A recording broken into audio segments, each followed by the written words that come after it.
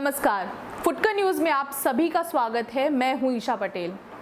Corona virus इस महामारी से हम काफ़ी वक्त से जूझ रहे हैं और इस बीच कई दिल दहला देने वाली खबरें भी मिली हैं तो कुछ मन को शांत करने वाली भी। कोरोना वैक्सीन जो काफ़ी वक्त से लोगों को लग रही है, जो कि अब तक सिर्फ 45 प्लस तक के लोगों के लिए ही अवेलेबल थी, पर अब 18 प्लस के लोग भी इस वैक्सीन को लगवा सकते हैं। और तो आज मैं आपको बताऊंगी कि किस तरह से आप इस वैक्सीन को लगवाने के लिए रजिस्ट्रेशन कर सकते हैं। अब तक लाखों लोग इस वैक्सीन को लगवा चुके हैं, पर अब भी कई लोग हैं जिनके मन में इस वैक्सीन को लेकर कई सवाल उठते हैं कि इस वैक्सीन को लगवाना कितना इफ़ेक्टिव है या नहीं है, ये वैक्सीन किस तरह से हमारी बॉडी पर असर करेगा। आपकी इन सभी शंकाओं को दूर करने के लिए आज हमारे साथ मौजूद हैं ममता त्रिपाठी जी, जो मेदांता हॉस्पिटल में डिपार्टमेंट ऑफ कार्डियोलॉजी में डॉक्टर कोऑर्डिनेटर हैं और जो खुद भी इस कोविड से जूझ रही हैं, जिन्होंने वैक्सीनेशन लगवाया हुआ है।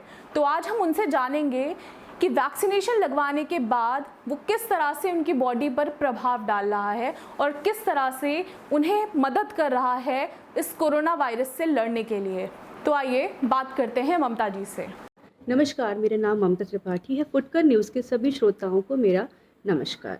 आज मैं आपसे कोविड-19 जो वैश्विक महामारी फैली हुई है, इसके बारे में आपसे कुछ बातें करना चाहती हूँ। ये जो बीमारी है ये हर तरफ फैली हुई है, हर किसी को परेशान कर रही है, कोई भी इससे अछूता नहीं रहा। इस महामारी के बीच हमारे वैज्ञानिक, हमारे डॉक्टर्स, हमारे सभी स्वास्थ्यकर्मी अपनी अपनी तरफ से पूरी कोशिश कर रहे हैं कि हम लोगों को नुकसान कम से कम हो। हमारे वैज्ञानिकों का तो हमें आभार व्यक्त करना चाहिए और हमें उनका आभार मानना चाहिए कि उन्होंने इतने कम समय में कोविड का टीका तैयार कर लिया। मैंने खुद इस टीके के दोनों डोज लिए हुए हैं। ये ज़रूरी नहीं है कि मैं इस वीडियो के माध्यम से आपको ये बताना चाहती हूँ कि ज़रूरी नहीं है कि जिसने कोविड का टीका लगवा लिया है अब उसे वो कोरोना नहीं होगा। कोरोना होगा, लेकिन जो उसके भयानक सिम्टम्स हैं, बहुत ही ज़्यादा मतलब लाइक ऑक्सीजन लेवल ड्रॉप होना और वेंटिलेटर की आवश्यकता पड़ना, वो सिम्टम्स थोड़े कम हो जाते हैं।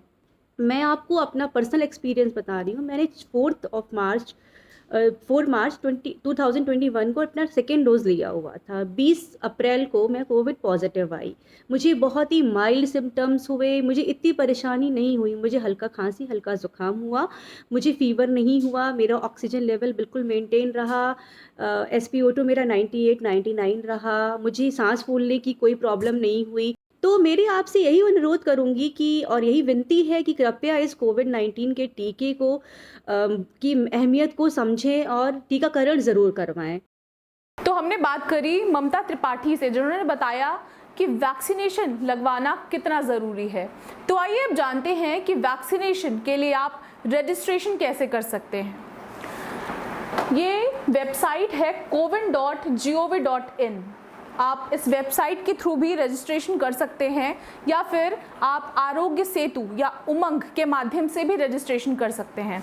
जब आप इस साइट को ओपन करेंगे तो यहाँ पे आपको ये पेज ओपन होके आएगा, जिसमें रजिस्टर और साइन इन योरसेल्फ पे आप जब क्लिक करते हैं तो ये पेज आपके सामने खुलकर आ जाएगा, जिसमें यहाँ पे आपको अपना फ़ोन नंबर डालना है। जब आप यहाँ पर अपना फ़ोन नंबर डालेंगे तो ये लिखकर आ रहा है गेट OTP, और जब आप गेट OTP पे क्लिक करते हैं तो आपके फ़ोन पे OTP आया होगा।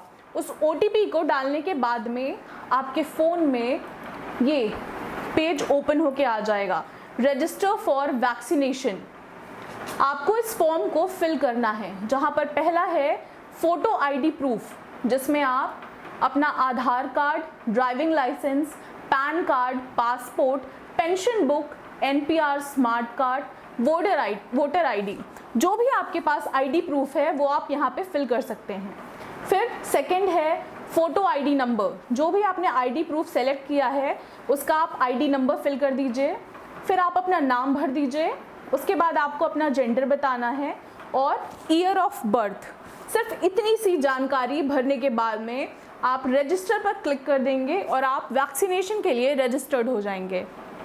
तो मेरी आप सभी से रिक्वेस्ट है कि ज़्यादा से ज़्यादा लोग वैक्सीनेशन को लगवाएं और वैक्सीनेशन को लेकर आपके मन में जितने भी डाउट्स हैं उन डाउट्स को हटाइए और वैक्सीनेशन ज़रूर लगवाइए और अपनी बॉडी को और अपने इम्यून सिस्टम को और स्ट्रॉन्ग बनाइए। नमस्कार।